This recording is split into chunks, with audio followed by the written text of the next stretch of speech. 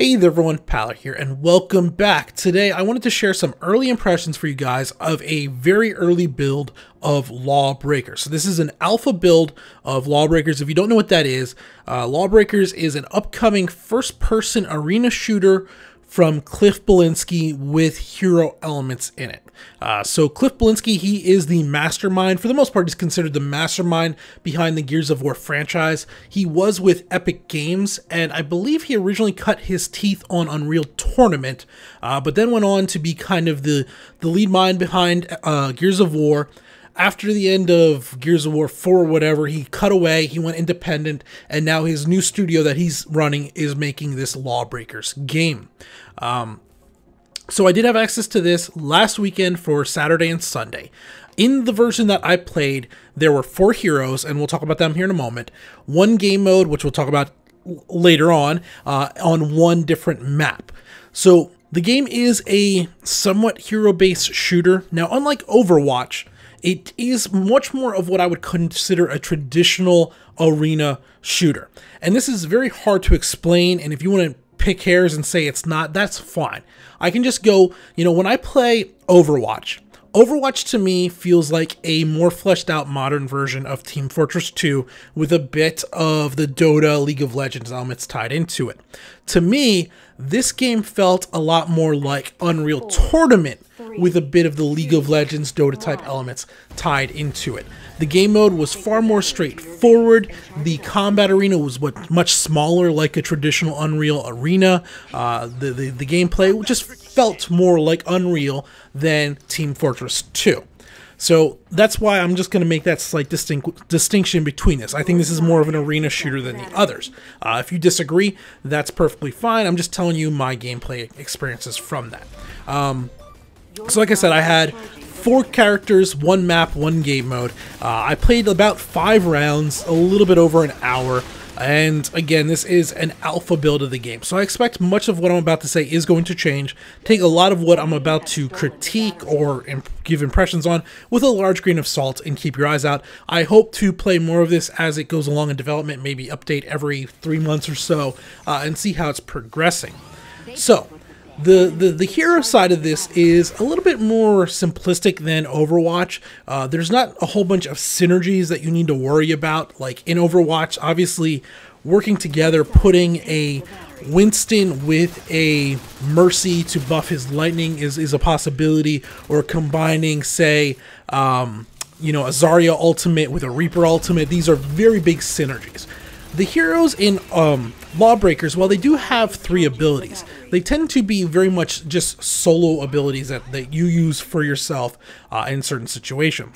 So every hero has 3 abilities for them. They have generally a movement type ability, then like a grenade style ability, and then a sort of, it's considered their ultimate ability, but it doesn't feel very ultimate-y like you would expect in Overwatch. So there's, out of the 4 heroes, like we'll start off with 1. So the first one is sort of this fast agile chick with this laser lasso type thing that she can use to kind of pull herself around the level.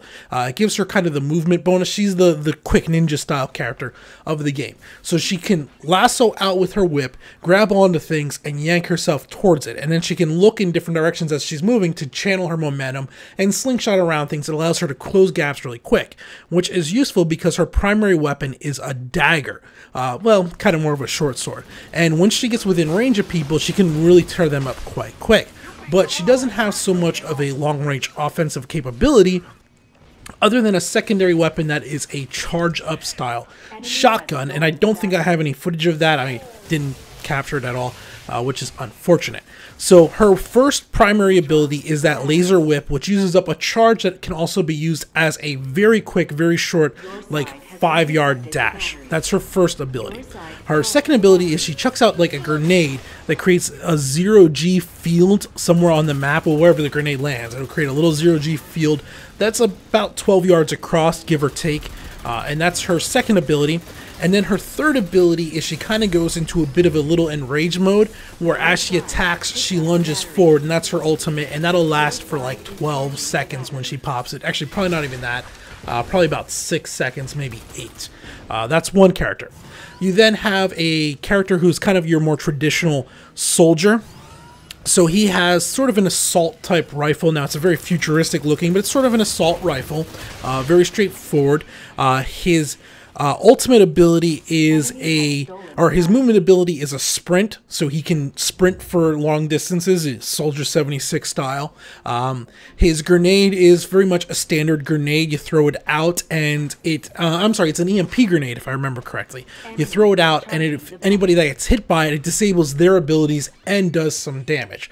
And then his ultimate is he has a rocket launcher on his shoulder, and the rocket launcher will slowly build up charges. I think it'll hold a maximum of 4 charges, and you can activate it and it'll lock onto a person and fire a rocket at him. And you can either let it lock on and fire on its own. Once it has a full lock, it'll fire, or you can auto fire it yourself. When it'll go faster, you won't have to be out in the open as much, but it's less likely to hit. Some of those abilities, take them with a grain of salt. Like I said, I only played this guy for like 15 minutes, so I wasn't an expert as ability. But as you can see, it's a movement ability, some type of a grenade ability, and then an ultimate ability for the characters. The 2 characters I haven't explained, there is a guy with a rocket launcher as a primary weapon. So he has a very large rocket launcher that holds 4 rockets, does big AoE splash damage. He can also damage himself with it. His ultimate is he does like this skydive impact type thing, where anything that is in the impact range is going to take a reasonable amount of damage. It seems to be maybe enough to one-shot the lightest character, the little ninja girl, but most characters, if they're at full health, will be able to survive it. And then there is the lady with the minigun. I'm sorry, the rocket launcher guy. I said that wrong. The rocket launcher guy goes into this berserker rage and he channels lightning from his hands. He becomes Raiden from Killer Instinct. That's his ultimate. The minigun lady, so she has this large minigun that spins up. Now, unlike a traditional minigun in most every other game or any game with a large rapid-fire weapon, the longer you fire it, the more accurate it actually becomes. So you start off and it's kind of really slow, and as it spins up, as it spools up and starts firing faster and faster and faster, it actually becomes more accurate. So your best bet is to almost pre-fire. Sometimes if you know someone's around a corner, pre-fire, have it spinning and ready to go by the time you come around the corner and engage them. To counter it though, it only has a 50-round magazine, which for a minigun is pretty low. So by the time you're at your maximum spin, your most accurate, you probably only have about 20 rounds left, and then your magazine is empty and you have to reload. She has the ground pound ability that anything she hits or anything in the area where she impacts is going to take some damage. So those are the 4 heroes that we had. I'll throw some footage for each of them up in there. The one I played most was the girl with the minigun. She seemed to be the easiest one. I was trying to learn her as we went. So that's going to be probably most of the footage you will see. Beyond this, the other big element that kind of makes Lawbreakers unique, or the twist on it that they're trying to use to stand out, is this zero-G element. So the world or something has happened and gravity's kind of falling apart. And what will happen is within certain areas of the map, there will be these sections that are zero-G elements. So for the map that I am playing, there's a battery spawn, which is part of the objective. We'll talk about that later. That spawns in a zero-G area, and once you enter this, you can travel in any direction you want, as you might expect. And as soon as you leave the zero-G bubble, gravity comes back into play, and then you're back running around like normal. And so the battery's in the zero-G area. The areas for capping the battery are out in the normal area. And you go through the game, and the combat is transitions between the zero-G, normal G type environments. You're in 3-dimensional space, firing up, down, left, and right at people, and then they're back on the ground, and then you're up in the air again, back on the ground. You get this little flow going. Some of the abilities, I think I said it, I might have glossed over it, like the ninja chick with the sword and the whip, her grenade ability causes a small zero-G field. When she chucks out her grenade, it will create a like 12-yard across zero-G bubble on the ground. So you can create some other ones depending on where they are around the map. It's all okay. It's all okay. The game mode is... The game mode, it's unique. I don't know if it was fun or not. So the way the game mode works is it's the first team to 3, I think, or was it the first team to 2? I think it was the first of 2, best out of 3, for charging this battery. So in the very beginning of the round, the battery spawns in the center of the map, and you go out and you collect the battery, and you take it back to your base, and you put it into a charge station at your base, and it will start building up charge. And it builds maybe like 1% every 2 or 3 seconds. And then at any time, the other team can come along and they can go stand by the battery. When you stand by the battery, it has like a shield around it. And if you stand on top of it for 3 or 4 seconds, the shield will drop. Your character then picks it up, and you have now stolen the battery. And then you can take the battery back to your base where you put it in, and it'll start charging up. And what happens is you got to get the battery to 100% charge. Once the battery is 100% charged, you leave it in your charge station for 20 seconds. And if you manage to defend it for 20 seconds while it's at 100% charge, boom, you win, you get capture a point, victory for your team. Well, 1 round victory for your team, best out of 3. So you get this back and forth. It's almost a combination of capture the flag, king of the hill, all at once, because wherever the battery is, that is where the fight's going to be. There's only one battery, so you have a king of the hill element around the batteries, a capture the flag element, and there's also some strategy where, you know, if the battery is at 95%, your best bet might be to, rather than steal the battery, focus on wiping out the other team. Now it's out 98%, 99, or 100%. You just killed off the team. Grab the battery quick, run it back to your point while it's fully charged, drop it off, and then you only have to defend for like 20 seconds. Where if you pick the battery up at 30%, put it in, well, now you have to protect it for a minute or 2 as it completes the 100% charge, and then the other 20 seconds on top of that. So there can be some deeper strategies here with how things go around the game mode. It was okay. I don't want to say it was good or bad. It was kind of the matches were, I believe, 5v5. I'm not even sure. They were either 5v5 or 6v6. I think it was 5v5, and they just felt a little stale. Now, some of this could be, so that's the whole concept behind the game. Let's just summarize. You got 4 heroes, 0 G elements, batteries that you capture and you put in your base and you win. All of that mechanically and everything was fine. I was very unimpressed by what I actually played, though. The gameplay itself just kind of felt slow and sluggish. So outside of when you were in these 0 G elements, character movement outside of the ninja girl all felt kind of slow. It felt very much built around using your movement abilities, which is fine, except the movement abilities overall had some rather slow cooldowns on them. So the soldier guy that could sprint, his was about acceptable, I would say. But say the chick that I was playing with the minigun, she could use her like dash forward every 30 to 45 seconds, give or take, and it took it so long that you spent a lot of time just kind of chugging along, running across what is a relatively small map, but it felt like you spent way too much time moving from point A to point B in just kind of this slow chug, and it was very just slow. Now, it's something that they could fix very quickly. They can go in and they can modify the character movement speed without too much problem, I would imagine. It's also something that in time I could grow into and get used to. You know, if there were 10 heroes, 8 heroes, and you got a feel for different heroes at different speeds, it's something that I could become accustomed to. But it almost felt like, obviously Overwatch is the common one on people's minds. If you've played McCree, McCree just kind of feels slow. Now, he's very dangerous when you get within range of him. He just kind of feels slow. This is the way I felt most of the characters in this game. Even the soldier felt only slightly bit faster than McCree, other than when he was using his movement boost. The rocket launcher guy and the minigun chick felt even slower than McCree. And it was just off-putting. Coming from the pace of having played a whole lot of Overwatch over the last month, jumping into Lawbreakers and just going so slow just felt really weird. It was just, The movement within the 0 G, however, was actually really cool. So once you get within the 0 G, you get all kinds of different elements that come into effect. You can, like, when you shoot, it tries to push you the opposite way of where you were initially going. So you jump and you have certain momentum. You can also use by default, the left control fires your gun over your back. So what you can do is you can basically jump forward into the 0 G, hit control, and you gotta pull his gun up over his back and kind of use his gun as a little rocket boost to get him moving faster through the 0G. So then there becomes a little bit of a strategy of, do you spend too much ammo moving forward and then you come to the other side and there's an enemy there and you have to reload. It can create all kinds of problems.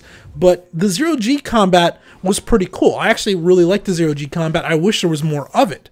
Unfortunately, since the 0G is just the center part of the map, at least on this map in this game mode, it meant outside of the initial spawn of the game, when everyone's fighting over the initial battery, well, once the battery was taken, almost all the cap action happened at one or the other cap points where it wasn't 0G, and then you're on the ground, so there wasn't a whole lot of fighting inside the 0G, and that was kind of disappointing. Another strange thing about it is there's no health recharge over time, no healing abilities. There are scattered throughout the map, I want to say 4 healing stations that you can go to. And what it is it's a large, not a large, it's like the size of maybe a fridge or big refrigerator area with a green barrier, and you stand inside of it and it will heal you about 20 health every second. So you might have 300 health, you jump in there, you got to stand there for 4 or 5 seconds to get your health back up to full depending on how low you were. And it's just constantly there, constantly going. So you end up in these things where you get into a firefight, you fight for 4 or 5 seconds, you turn, you flee, you run back to the health thing, you stand in there for 4 or 5 seconds, then you go back and engage for another 4 or 5 seconds, then you go back. It really kind of puts a halt on the flow of the gameplay.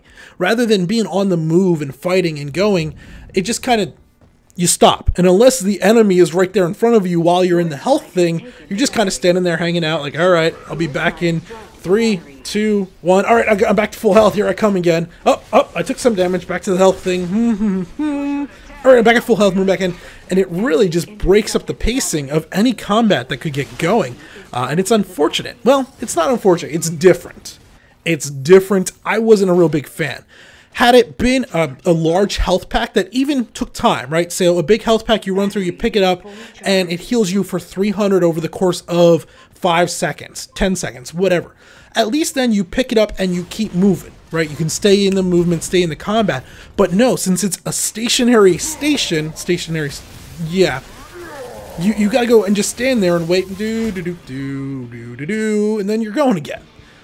It's an odd design decision. It feels a bit, I want to say it feels archaic, but it doesn't even feel archaic, because even Unreal and Quake and all of them, there were health packs that you picked up and you just kept moving. I don't know of any other game that has done this health station thing that comes to mind. So it's not archaic, it's new, but it's not necessarily better. Perhaps if there were more of them stationed throughout the map and they refreshed quicker, you could get in and out of them much faster and continue on with the flow of the game and the combat. That would help. But yeah, the combination of lacking of fighting in 0G and the health and the movement speed, I just really wasn't that impressed with it. The actual shooting was fun enough. It definitely needs, it's definitely alpha, needs some polish. The sound isn't all that satisfying. The weapon kick isn't all that satisfying. It just doesn't have the feedback that I like from my shooters yet. But those are things that come with polish. That could definitely be done. More heroes could definitely be brought in to make things a little more interesting. The abilities overall, the movement ability felt the most important. The other abilities almost felt somewhat forgettable. I managed to mainly land my ultimate 2 or 3 times. They were tough to land. And when they did land, they weren't really cool. They were like, oh, yeah, that was some pretty good damage you took. You might finish an enemy off with them, but there was nothing really amazing about it. I almost wish that there was one standard class with none of the abilities that had high speed, high movement, or give us really unique abilities. As it stands, there's currently 4 different classes with kind of forgettable abilities. It's kind of an odd middle ground that I don't like. I either want really interesting, memorable abilities that feel good to use, or do away with them and make a full-blown traditional arena shooter. This middle ground doesn't feel right to me. All right, I've been rambling for about 19 minutes now. What do we got to say? There's a base here for something that could be an interesting, unique game. The game mode, I like how it does have both the King of the Hill and the Capture the Flag elements tied into it. The shooting is good enough. With some tweaking, modifying the hero abilities, the movement speed, maybe rethinking the health system, they could have a fun arena shooter here that is much closer to Unreal Tournament than Overwatch is, right? Overwatch is closer to Team Fortress 2, in my opinion. And, you know, that's great. The question is, though, you know, we have a new Unreal Tournament in development. So do we need this spin-off kind of like Unreal Tournament? Can it do things interesting enough to make an impression? I don't know. It's going to depend on the price. You know, well, it's going to depend on how it develops out. Let's give it 6 months. We'll come back. We'll revisit it. For right now, though, it was kind of a forgettable shooter that I didn't really enjoy. I can see some potential, but that's about it. Potential is not the same as execution. So here's hoping they do manage to work some things out. So those are my thoughts on the Lawbreaker Alpha. Hopefully I'll get to play it again in a few months, and I'll update then. But until next time, this has been Paler. Thanks for watching.